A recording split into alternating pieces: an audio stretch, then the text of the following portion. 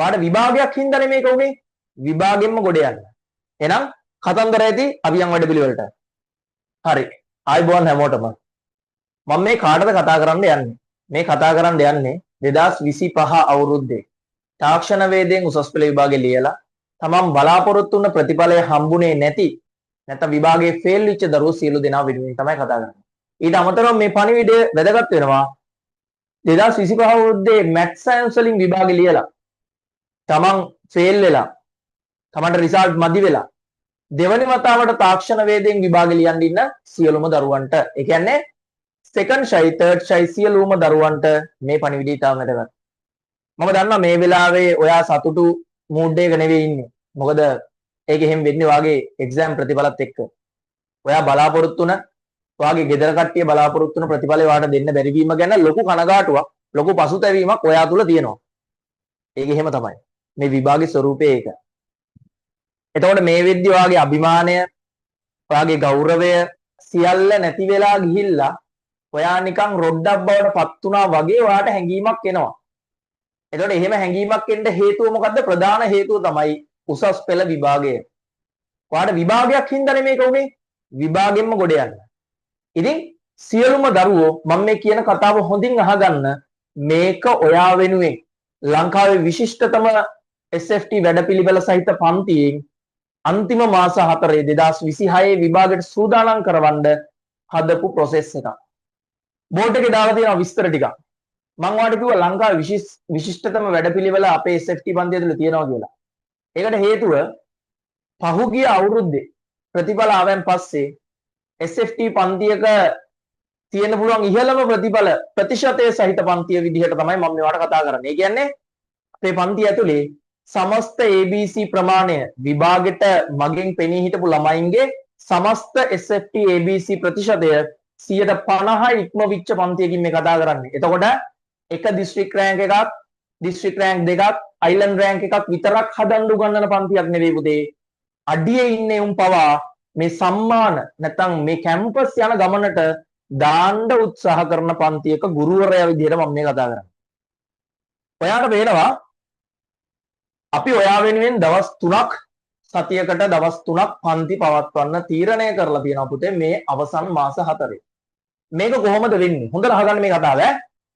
ඔයාට SFT වල පාඩම් 25ක් තියෙනවා. එතකොට මේ පාඩම් 25ම මම ඔයාලට කවර් කරනවා. ඒවා හොඳ ආකාරවම දන්නවා. පාඩම් 25ක් අවුරුදු 2කමාරක් ඇතුළේ උගන්වන්න දීලා තියෙනකොට මාස 4ක් ඇතුළේ මට ඒක උගන්වන්න අපහසුයි. ලයිව් ඇවිල්ලා උගන්වන්න අපහසුයි. හේතුව එහෙම උගන්වනවා පුතේ දිනපතා මම ඔයාට උගන්වගෙන යන්න ඕනේ. හැබැයි අපිට ඒකට ඔප්ෂන් එකක් තියෙනවා.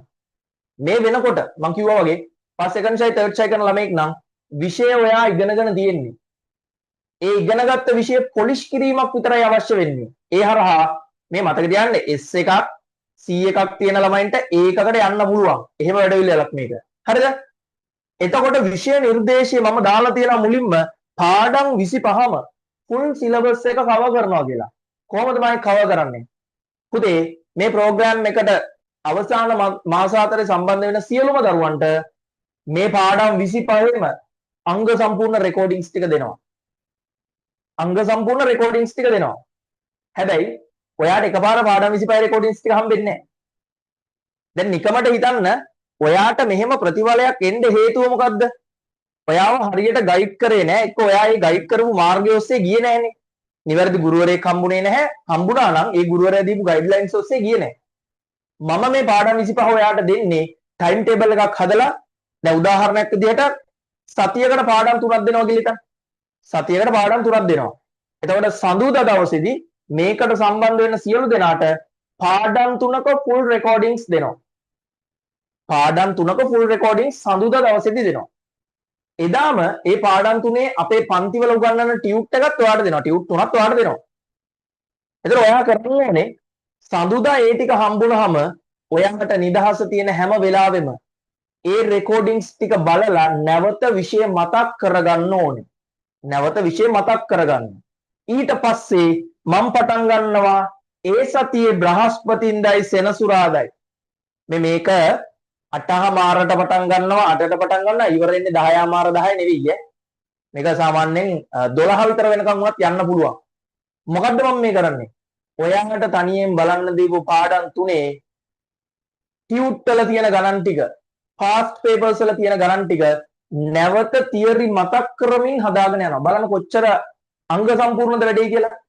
කාට හරි කෙනෙක්ට පාඩමක තියරි දෙයි නම් එයා ෆ්‍රෙෂ් එක ඉගෙන ගත්තේ නැත්තම් එයාට මම රෙකෝඩින්ග්ස් ටික දෙන නිසා එයාට ඒ සතියේ දවස් 4ක් තියෙනවා මුලින්ම ඒ දවස් 4 ඇතුලේ ඒක කවර් කරගන්න පුළුවන්.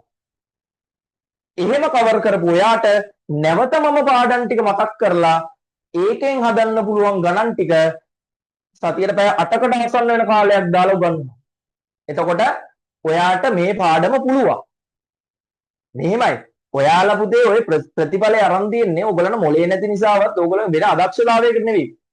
ඔයා හරියට මේක වෙනුවෙන් වැඩ කරපු නැති නිසා. දැන් මම උත්සාහ කරන්නේ හරියට මේක වෙනුවෙන් වැඩ ටික කරවන්න. මේක ගානට පිළිවෙලට තිතට යන වැඩක්. හොඳයි.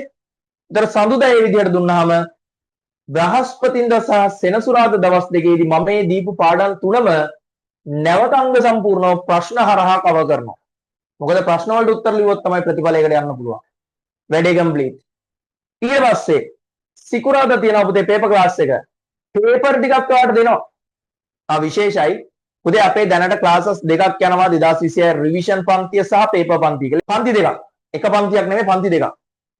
එතකොට මේ ප්‍රෝග්‍රෑම් එකට අන්තිම මාස 4 සම්බන්ධ වෙන ළමයින්ටත් මේක එක පන්තියක් මේක තවත් පන්තියක්. පන්ති දෙකක් කියන්නේ පන්ති ගාස්තු දෙකක් කියන එකනේ. හැබැයි මට මේ මාස 4 ඔයාලගෙන් එහෙම මේ සල්ලි ගණීමේ උවමනාවක් නැහැ. මට පන්ති වල ළමයි ඉන්නවා. ඒකෙන් සැලකිලි මුදලක් එනවා. හැබැයි මම කරන මහන්සියට අදාළව මම පන්ති ගාස්තුවක් ගන්නවා ඔයාගෙන්. පුතේ ඔයා වෙනුවෙන් මාස 4ම මේ ප්‍රෝග්‍රෑම් එකට සම්බන්ධ වෙන සියලු දෙනාටම මම තීරණය කරා පේපර් ක්ලාස් එක ෆ්‍රී දෙන්න. ඔයා සම්බන්ධ වෙන්නේ මේ පන්තියට සම්බන්ධ වෙච්ච හැමෝටම පේපර් ක්ලාස් එක ෆ්‍රී. දැන් එතකොට හිතන්න අපි කොච්චර වැඩක් කරනවද කියලා. පාඩම් ටික කවර් කරගන්නවා. ඊට පස්සේ දවස් දෙකක් දාලා පැය 8ක් තිස්සේ මේ පාඩම් වල ගණන් මම හදනවා. මම ලයිව් වෙන්නේ නැහැ. රෙකෝඩින් නෙවෙයි. මම ලයිව් වෙලා උගන්වනවා. හරි? ලයිව් වෙලා උගන්වනවා. ඊට පස්සේ වෙනම පේපර් සාකච්ඡාවක් යනවා. පේපර් එක ඔයාලට දීලා පේපර් එක සාකච්ඡා කරනවා. බලන්න කී තැනකදී ප්‍රශ්න අපි කරනවද කියලා. ඒ ප්‍රශ්න කරන අතරේ තියරි මතක නැති ළමයෙක්ට තියරි මතක් කරගන්න මේකක් දෙනවා. ඔන්න ෆුල් සිලබස් එකම කවර් කරනවා. පාස් පේපර්ස් ටික කවර් කරනවා. ඊළඟට මෙමරි ප්ලස් සාකච්ඡාව. මේ දවස්වල මම ඔකට ආරම්භයක් කරන් තියෙනවා පාස්ට් පේපර්ස් ටික යොදාගෙන. ඔය පාස්ට් පේපර්ස් ටික යොදාගෙන කරලා තියෙන්නේ මොකද්ද? නැවත විෂය මතක් කරන ප්‍රශ්න හරහා. දැන් මේ වැඩ ඔක්කොම මේක ඇතුලේ වෙනවනේ. ඊට පස්සේ පටන් ගන්නවා මෙමරි ප්ලස් වැඩි. ඒකෙදි මම ඔයාලට වෙනම ටියුට් එකක් දෙනවා. ඒකේ තියෙන සම්පූර්ණ කලවම් ගණන්, ඒ කලවම් ගණන් ප්‍රශ්න සාකච්ඡාවක් යනවා. ඔයා හිතන්න ලංකාවේ SFT පන්තියක මෙච්චර ප්‍රශ්න වලට සූදානම් කරන පන්තියක් නැතුව ඇති පුතේ. ඇයි මම එහෙම ප්‍රශ්න වලට සූදානම් කරන්නේ? මොකද මම දන්නවා ඔයාගේ ප්‍රතිඵලය අඩු උනේ ඔයා ප්‍රශ්න කරේ නැති නිසා. ඔයා පේපර් වලට විවරණ හැදුවේ නැති නිසා. දැන් ඒක ඔයා කරේ නෑනේ. ඊළඟ පාර ඔයා කරන්නේත් නෑ. ඒ හින්දා මම ඒක කරනවා. ඔයාලව මම මේ වැඩේ බලෙන් හරි කරනවා. මං කිව්වනේ මගේ පන්ති වලට එන්නේ ඉගෙන ගන්න කැමති ළමයි. මම බණ කියන්නේ නෑනේ. මම බණ කියන්නේ නෑ මම විෂය උගන්වනවා. විෂය දෙන්න පුළුවන් උපරිමයටම දෙනවා. ඒක අපේ ළමයි දන්නවා. එතකොට මේකෙදි මම ඔයාලව සූදානම් කරනවා මෙන්න මේ වැඩ පිළිවෙලට. වැඩේ අංග සම්පූර්ණයි නේද? ඔන්න ඊටාම කෙටියෙන් මම මේ කතාව ඔයාලට කිව්වා. එතකොට මේ YouTube වීඩියෝ එක බලන සියලු දෙනාම පන්ති වලට සම්බන්ධ වෙන්නේ කොහොමද? ඒක පළවෙනිම දේ. ඔයාලට පේන ඇඩ්මින් නම්බර එක 078යි 9945යි 430. මේ නම්බර එකට මැසේජ් එකක් දාන්න 2026 රිවිෂන් මාස 4 ප්‍රෝග්‍රෑම් එකට සම්බන්ධ වෙන්න ඕනේ කියලා. එතකොට ඔයාව ඒ ප්‍රෝග්‍රෑම් එකට රෙජිස්ටර් කරගෙන මේ සියලු විස්තර ටික ඔයාට නැවත ඒගොල්ලෝ හරහා ගන්න පුළුවන්. ඊළඟට දැන් තියෙන දෙවෙනි ප්‍රශ්නේ තමයි සර් දැන් මේ මාස 4 වැඩේට දැන් අපෙන් මේ සර් ෆ්‍රී දෙන්නම්කෝ පේපර් ක්ලාස් එකත් අනිත් ක්ලාස් වල ගණන් කීයද? ගණන් ටික. මං කිව්වනේ සාමාන්‍යයෙන් තියරි පන්තියක මාසික පන්ති ගාස්තුව රුපියල් 3000යි. හරිද? ඔයාලට මාස 4ක් තියෙනවා. හැබැයි මං ඔයාලට කිව්වා මුලින්ම පුතේ මම මේක දැම්මේ සෙකන්ඩ් ෂයි තර්ඩ් ෂයි ළමයින්ට හේතුව උන්ගේ අනාගතේ පස්සට ගිය එක ඉස්සරහින් අරන් තියන්න. ඒකෙදි ඔයාට මාස 4ටම